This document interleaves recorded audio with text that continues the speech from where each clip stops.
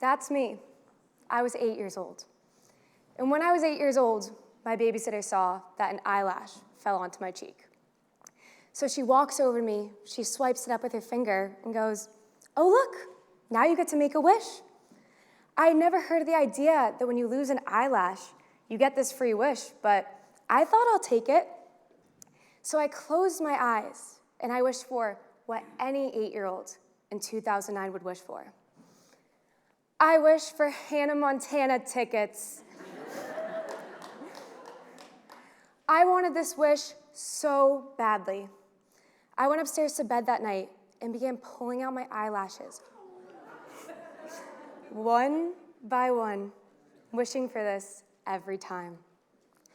I wish that now I could go back in time and tell this 8-year-old everything that was going to happen because of that night.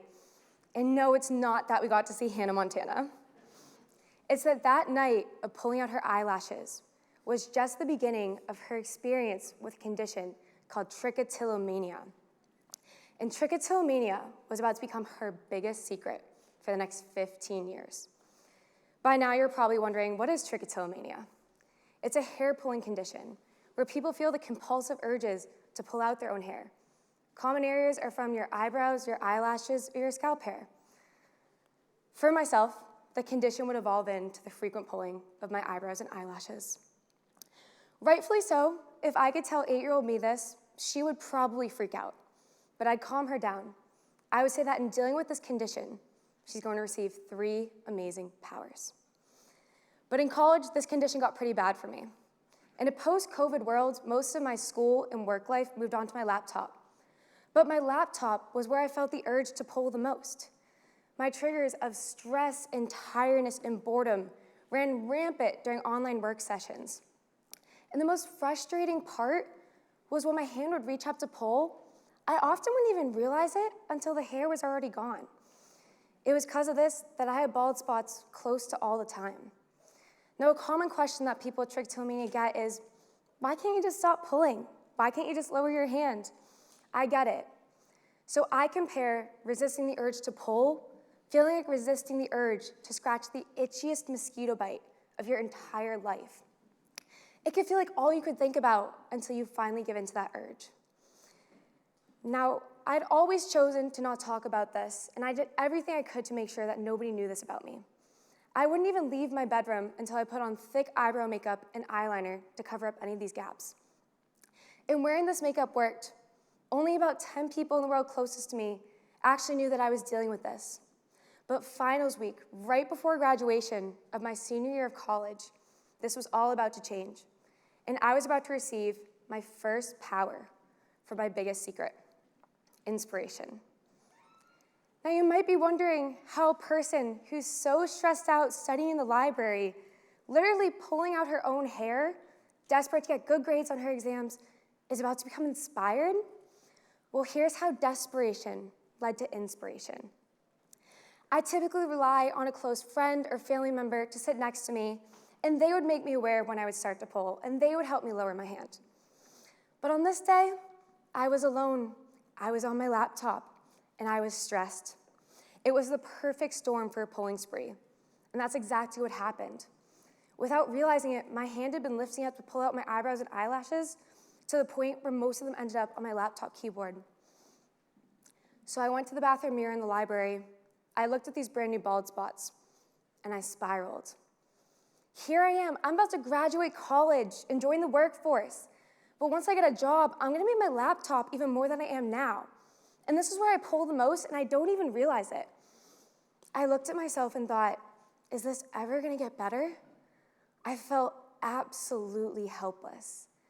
It created a heavy pit in my stomach that felt like it weighed 1,000 pounds. So I went home, and I began confiding in a person close to me about what happened. I just wished so badly that they had been there to have been like, hey, you're pulling, try lowering your hands like they normally did. Boom, that was the moment. That was when inspiration struck. I thought, wait a minute, okay, if I pull the most when I'm working on my laptop, what if somehow I could use the laptop webcam and AI to detect when I go to pull, interrupt me, and give my hands something else to do? I knew the potential that this had for me, and I loved this idea. But in order to know if other people would find this idea as helpful as I did, it meant talking about it. But this meant talking about trichotillomania, and this meant sharing my biggest secret. But in sharing my biggest secret, I was about to get my next power, self-acceptance. I was super nervous, and so I took this in baby steps. And the first thing I did was look for online communities where I could share this idea. To my surprise, some of these groups had anywhere from 20,000 to 40,000 members. I could feel a little 8-year-old inside of me shocked.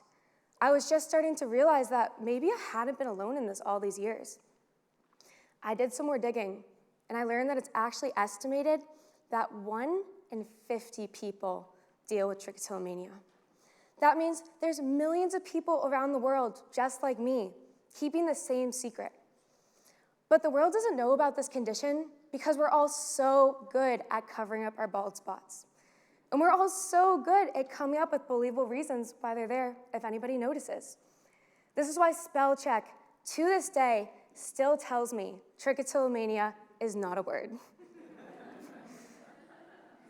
So I drafted up a post explaining my idea. And right before I clicked share, I could feel my heart beating out of my chest. All these years I'd chosen to suffer in silence because I was already calling myself crazy enough for doing this hair-pulling behavior. I didn't think I'd be able to deal with it if anybody else called me crazy. So it was then I got some amazing advice that can be applied to anyone who's about to share a vulnerable part of themselves.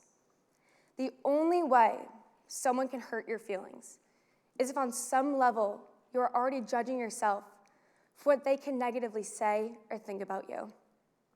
So I had to move into a place of unconditional self-acceptance of not only this condition, but also myself. This did not mean I went running over to the mirror and go, I love these bald spots. What it meant was I went running over to my mirror and I said, this is all happening for a reason. This is my body's current way of processing intense emotions. I'm actively working towards a healthier solution, but I respect that this behavior is just trying to calm me down and protect me. This fear of judgment was also just trying to protect me. But the compassion and the love and the acceptance that came with this, it gave me the courage to click post. And what happened next was amazing. Nobody called me crazy. The post became flooded with messages of love and support. I became inspired to start an Instagram page. I began posting about trichotillomania and my idea. My reels, they would get around 1,000 views, and I was pumped for those 1,000 views. Each one felt like a person out there who could relate somehow to the experiences that I was talking about. One day, however, I woke up, and my reel from the night before hit 24,000 views. I sat there in shock, and I'm trying to picture what a football stadium of 24,000 people would even look like. But before I could even picture this, the views kept growing to 500,000, to 1 million, to 2 million, to, oh my gosh, 3.5 million views.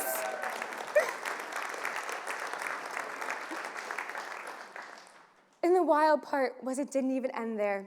I kept posting. These got millions of views too. To date, I've received over 12 million views across Instagram and Facebook.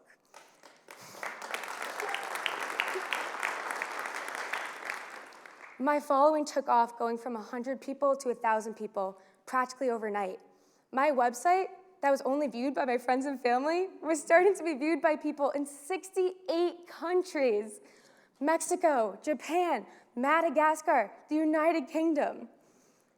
By the time my online presence took off, I was able to launch that idea I had and to work in technology. And when this happened, I got my third power from my biggest secret: change. Now, in dealing with this secret for 15 years, I knew what the heaviness felt like to wonder if this would ever go away. And I knew what it looked like to plead with myself in the mirror and go, I would do anything to make this better. But it was that heaviness and all those days of pleading that led to the determination that once I got the idea of how I could make change for this, I was committed to it. And change happened. I got my eyebrows and eyelashes back. I documented my entire regrowth journey from the days that I had my bald spots to today where I have full, healthy hair back. And I did this for 2 reasons. The first one was I wanted to become a voice that would help destigmatize this condition. I wanted to put myself out there as an example of what a person with trichotillomania looks like, their thoughts, their feelings, their experiences, and provide strategies and tools that can help. And secondly, I wanted to show that if change was possible for me, I hope it could inspire someone else out there that it could be possible for them too. So my biggest secret gave me the powers of inspiration, self-acceptance, and change. So right now, I want you to think about something that you might be dealing with in secret. It can be what you whisper close about to a friend or something that you never tell anybody about. If thinking about this gives you your own pit in your stomach that feels like it weighs 1,000 pounds, I want you to try and make it lighter by asking yourself 2 questions. What would have to change to have the hope that this could get better?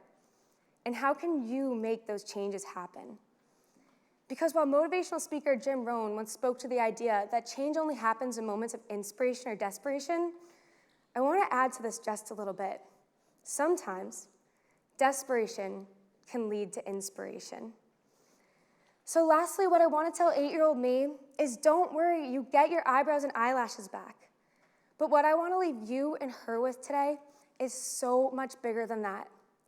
Your biggest secret may actually be your key to making meaningful change happen for yourself and potentially for people around the world.